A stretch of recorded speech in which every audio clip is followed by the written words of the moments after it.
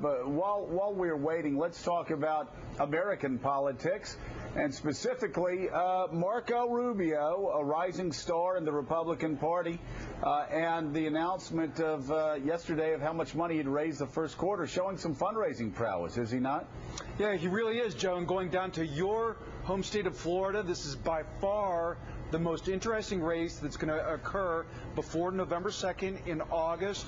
You have this Republican primary, at the moment at least, between this rising star, Marco Rubio, and the governor of Florida, Governor Charlie Crist of Florida. We're hearing two things. One, the St. Pete Times, and you know Adam Smith is the David Broder, the Chuck Todd of Florida. He is saying there is a surge of speculation that Charlie Crist is going to see that he's going to lose that primary and is going to go independent. There's been a talk about it for a long time, but there's now new talk about it.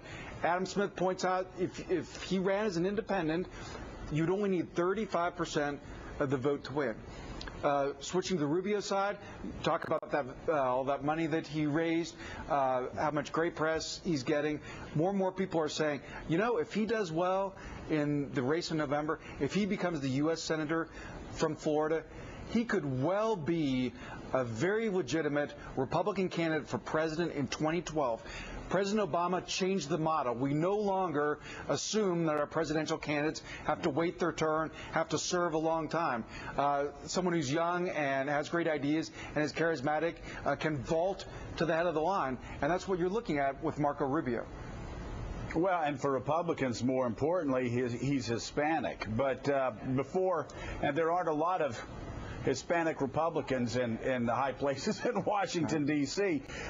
But before we start playing hell to the chief, let's go back and talk about Charlie Crist as an independent. Marco Rubio is known as a very conservative guy. He certainly is embracing the Tea Party support of his nomination.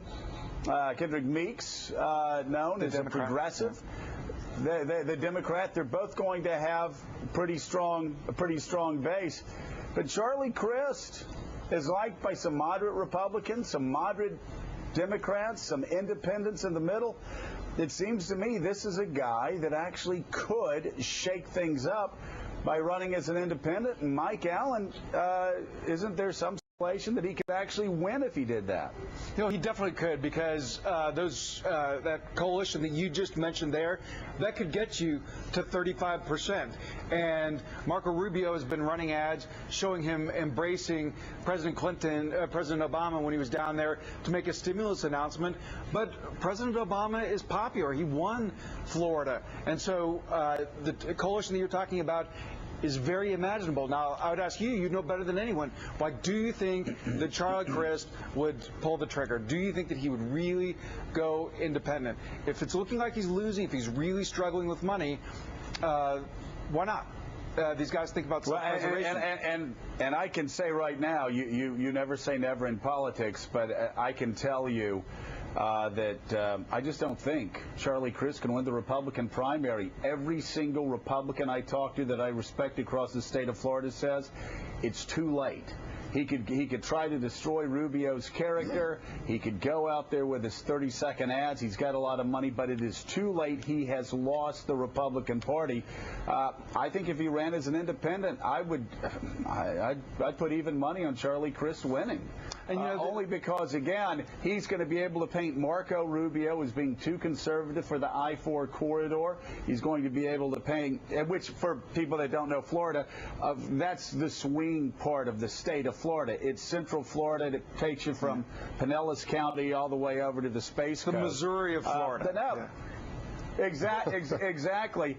And so I think you'd have Marco Rubio winning North Florida, and you would have Kendrick Meeks winning parts of South Florida, but I certainly wouldn't count Charlie Crist out if he ran as an independent. And, you know, that development would underscore the degree to which this race illuminates how changed the Republican Party is. That Charlie Crist, a moderate, the governor, for goodness sakes, not able to get the nomination of his own party. And I think you and I have talked about how in many cases, the influence of the Tea Parties is overstated. But this is a place where we see that faction completely changing a race that otherwise would have been pretty predictable. The sitting governor is going to get the nomination. Marco Rubio, nice young man, he's going to build his list, build his credibility for the future. Instead, he grabbed the job. Yeah, and Hillary Clinton has just walked into the room, Secretary of State over in Prague. One other point, Mike, before we leave Florida politics. The president's going to be coming out, we hear, in about 2 minutes. But this really, it looks like it's a follow-up to what happened to Joe Lieberman in Connecticut, where you had the Netroots types on the far left beating Joe Lieberman in the primary. So he ran as an independent, and he won. Now it looks like the shoe may be on the other foot, and the same may happen. A Republican base chases Charlie Crist out, and he runs as an independent. He could well win. That's right. And later this month, there's going to be a lot of attention to this race. The president is going to be in Florida to do a space summit. This is the month of summits. And in connection with that, in South Florida, he's going to do a fundraiser for the Democratic National Committee.